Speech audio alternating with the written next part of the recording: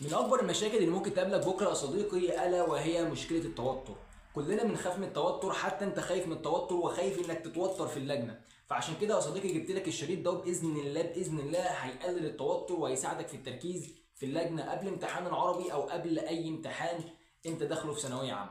الحمد لله انا كنت واخده قبل امتحان العربي ثانويه عامه 2024، انا كنت واخده في الوقت ده.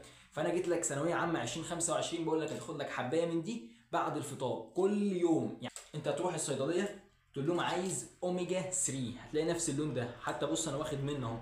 فانت باذن الله يا صديقي هتاخده قبل ما تروح امتحان العربي، تمام كده؟ بعد ما تفطر وقبل ما تروح امتحان العربي هتاخد واحده بس كده، وبارك الله في مرزقك. ويفضل انك تاخده كل يوم بعد الفطار يا صديقي لحد ما تخلص امتحانات ثانويه عامه 2025 2025 يا صديقي. بالمناسبه لو انت ما اتفرجتش على فيديو تعمل ايه النهارده اللي هو يوم السبت اهوت، خلاص بكره امتحان العربي.